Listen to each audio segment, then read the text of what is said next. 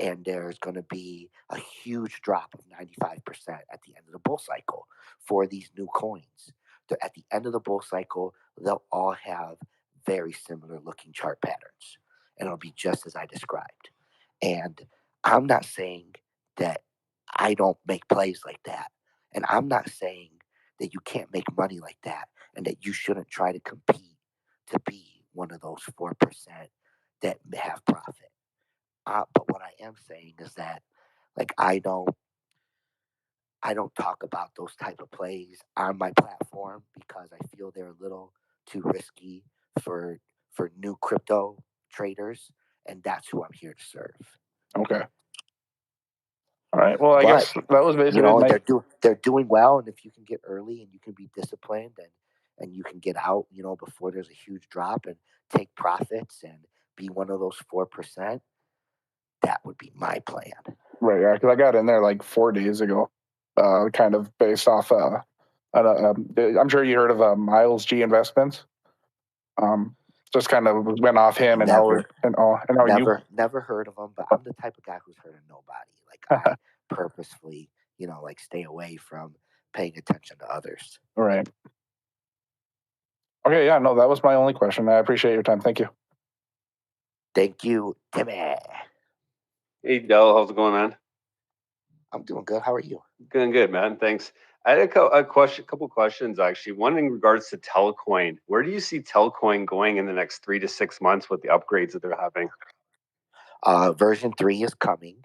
And for me, if you're looking at Telcoin in the next 3 to 6 months, you're doing it all wrong.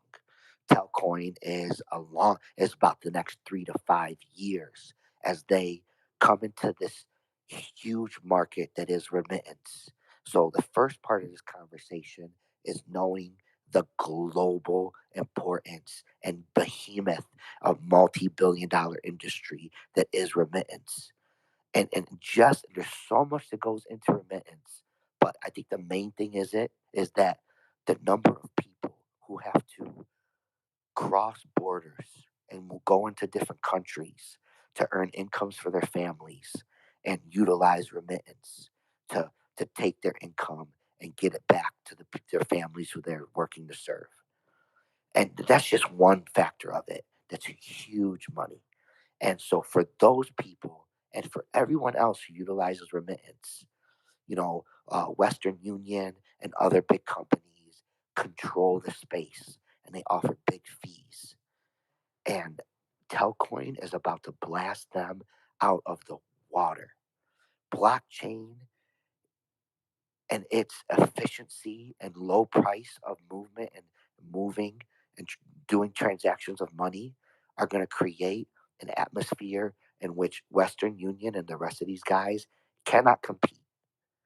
And version 3, this mobile app being available on your phone, because I've literally gone to third world countries where people have homes where they don't even have electricity in their homes. Yet somehow every single person has a cell phone in their hand. So that's the global scale of remittance. So my answer to you is I don't give a damn where Telcoin is in the next 3 to 6 months. It's a longer term play to that as Telcoin becomes truly what it's going to be, and it's going to be a remittance tool of the world. Where do you see that going in the next 5 years then, if you're saying like a longer term play? Huge. Like, I'm talking top 10 cryptos potential. Really? Wow. I haven't been in Absolutely. Telcoin since the beginning of the year. So when it first had its last bull run, but I agree with you with the remittance thing. I just thought because the V3 has already been out now and it's launching in January, another upgrade. So I was just thinking, is it going to go, is it going to run with this bull run right now we're having and maybe hit spike $1? But if you're saying longer term, truly. So when you think about Telcoin and its growth, think about Cardano. So Cardano has seen a whole bunch of hype and it's become the number 3 crypto in the world, but still is only worth a couple bucks and some change at its height, So truly, what's going to make Cardano reach those big numbers and have a bump like Ethereum did and Binance did It's not going to be people buying into Cardano. It's going to be the DeFi that's built onto Cardano. It's going to be the countries that adopt its blockchain technology to run their elections and their DMVs and their other government social services. It's going to be the utilization of Cardano and the use case of Cardano that makes it go past 100, 200, 300, 400, 500, like everyone's predicting it's one day going to do. And it's a very similar story for Telcoin. Telcoin is not going to reach its full potential and its predictions that I have for it, which are massive, which are top 10 potential. It's not going to reach that potential from people buying in during a bull run. It's going to reach that potential from the world using it as a remittance tool. And it's a use case play. It's a real, true crypto adoption play. And those plays have the most potential. Those plays have the Bitcoin, the Ethereum, getting in at a penny, becoming one of those life-changing crypto multimillionaires potential.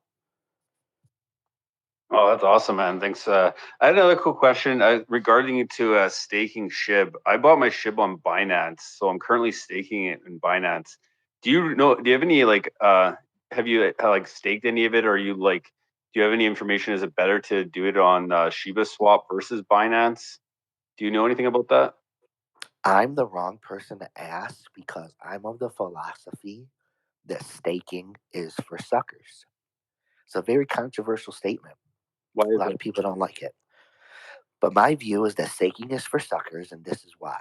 Because and whether or not you're locking it up, whether or not it's locked for a time period or you can remove it anytime, you're still limiting yourself. It still takes time to get it and to get in your wallet and to be able to take advantage. And so what my philosophy is crypto is incredibly volatile. And I have seen life changing gains in a project be made overnight for no reason. And that can happen while you have your assets staked and you're giving up all that opportunity for, a small percentage in either, of getting Shiba back or of Bone or of Leash or some other, or Ryoshi or some other off coin. And you're never going to convince me that the opportunity cost that I'm missing out on is in any way of value to the rewards that I'm getting from staking. And the reason why you're not going to convince me of that is I utilize other methods um, to gain interest and to gain rewards on my coins that I'm holding for long-term positions. And that's I put them in a wallet that earns me interest. Wallets such as Celsius, Blockfolio, Nexus, and the many other offerings. And yes, we have yet to see one offer rewards for SHIB yet, but I'll tell you, it's coming and it's around the corner. And so I'm going to be patient and I'm going to wait rather than lock my coins up in a staking mechanism that gets me, very few rewards percentage wise in comparison to the hundreds or thousands of percents that can happen in a bull run FOMO spree.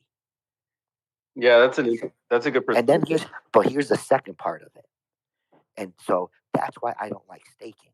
But let me tell you why I go even further and I say it's for suckers. Because you got to realize there's a reason why they offer staking to you. And there's a reason why they make the staking statistics public.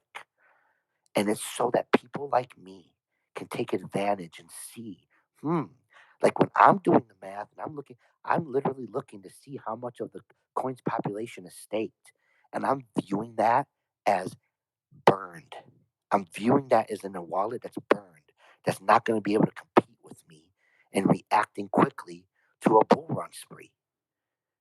And so Like it provides a huge advantage to traders like me who know how to use it against. Like they give us the statistics of everyone who's staked, and we now know we can use that to create our supports with more validity. We can use that to create our predictions with more validity. Like the things we can do with that information make you a sucker. Wow, that's a good point. Like, when you bring up that way into the staking side of things, and even with this last, like how SHIB ran up there, I had it all locked in. I couldn't even touch it and couldn't even have the opportunity to make a move if I wanted to make a move.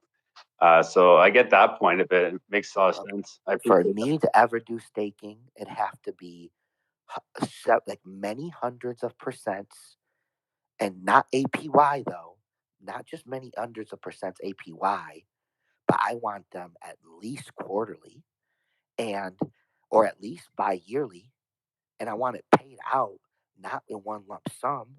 I want it paid out at least weekly, and for me to be involved in the staking statistics would have to be private and inaccessible to anyone.